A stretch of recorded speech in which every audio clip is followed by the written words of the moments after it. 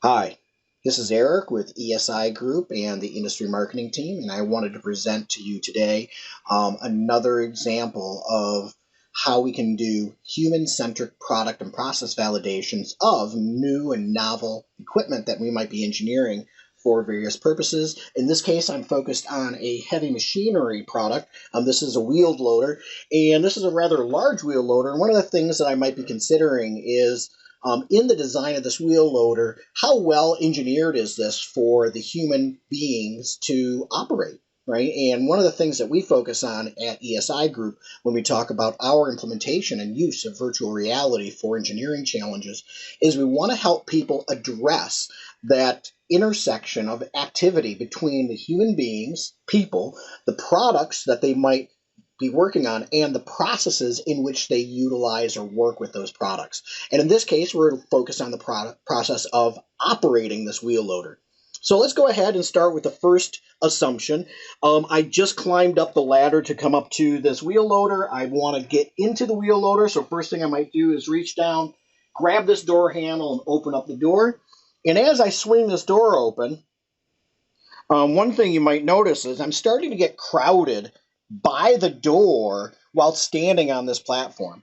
And this is one of those things that, when we're doing our engineering design on screen and on the tube, we might not always realize just what it's like to stand up here on this platform while trying to open this door up. And one of the things that I notice is that in order for me to open this door all the way, I really have to just kind of dangle my body over the edge of that platform, kind of unnervingly.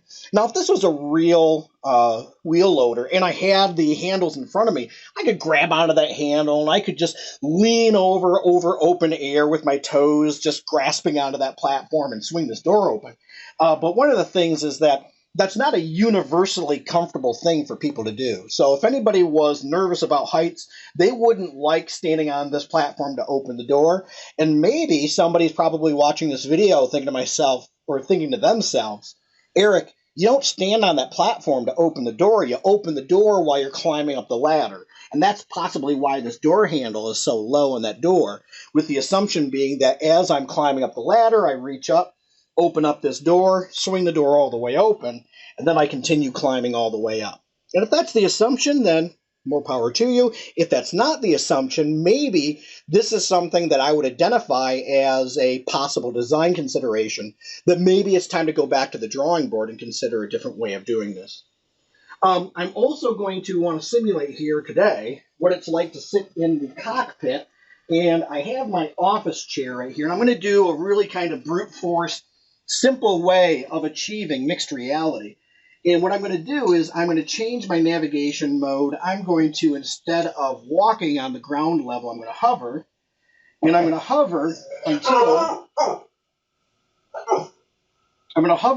the seat that I'm physically sitting in well aligns with the virtual seat inside of my virtual reality. So I'm just using my virtual reality hands. I'm resting them on the cushion right next to my leg. And I'm just raising and lowering myself in the virtual world until I find that the seat and my physical seat and the virtual seat are very well synchronized. So now I feel like I'm actually sitting inside of the seat. And this is very much the vantage point, that this is the visibility that a person of my height and stature would have while sitting inside of the seat. Now, if I wanted to do a far more accurate version of this, many of our customers working in industry do in fact use tracked objects, tracked seats, and they can mount the virtual reality tracking pucks onto things like this seat and orient the virtual world fixed in a way relative to something like the seat. We call that a seating buck study. So in this case, what I might want to do for my brute force simple seating buck study that I'm doing just here in my home office, maybe the first thing I want to validate is, can I reach everything while I'm sitting here in the cockpit?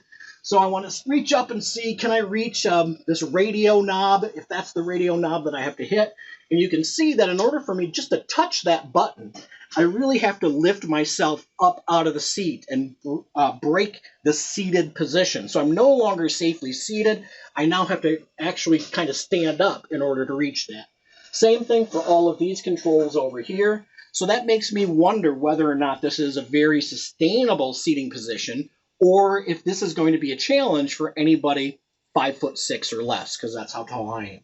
So that makes me wonder whether or not this has a good operability for a wide or diverse range of users, or only for people who are probably, maybe somebody 6 foot tall could easily reach this, but anybody probably shorter than, 6 foot or my height, 5'6", they would have problems reaching that.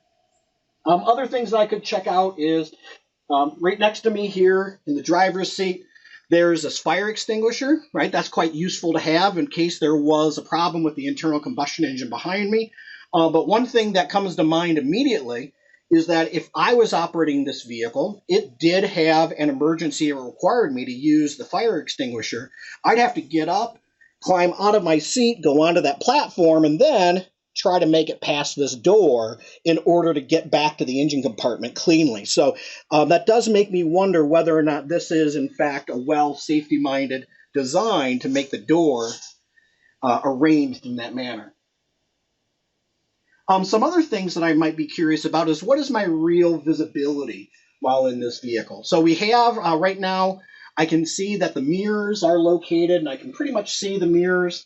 I'm not doing a real-time reflection of those mirrors. Those are just baked-in cube maps onto that mirror, but I do have a reasonable understanding of visibility through the mirrors. I can see that if I have to adjust this mirror, I again would have to stand up practically in order to adjust that mirror so that I could see back behind my driver's seat. So that does in fact make me question whether or not this is a great working condition.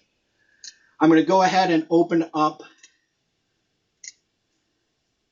the menu, and let's see what happens when I lift and lower the bucket, and what happens to my visibility when I do that.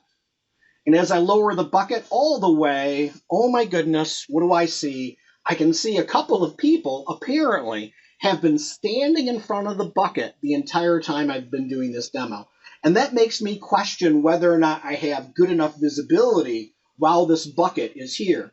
And one of the things that I noticed about this particular bucket design is that they did cut these kind of little slots in there. And I don't know if those slots are specifically for drainage or if they were for visibility, but if they are for visibility, they do help a little bit. They do allow me to see past my bucket in certain configurations, but it's still not super easy to be able to be sure that I'm seeing past that bucket. You'll also see they cut a similar series of slots on the other side, right, on the sides there, and those do look like they were also slit for the same way, maybe to, again, improve visibility. But the angle at which those slits are cut through this thick stock makes it such that some of those slots are totally imperceptible, that you can't even see through them just because of the angle going through thick material. Well, hopefully that was helpful for you today and makes up for the fact that the video recording that we had made from our ESI Live earlier this year was a little bit less than perfect of a recording, and hopefully that helped you better understand a bit more about IC.IDO and how we use it to help resolve human-centric product and process validation issues. Thank you.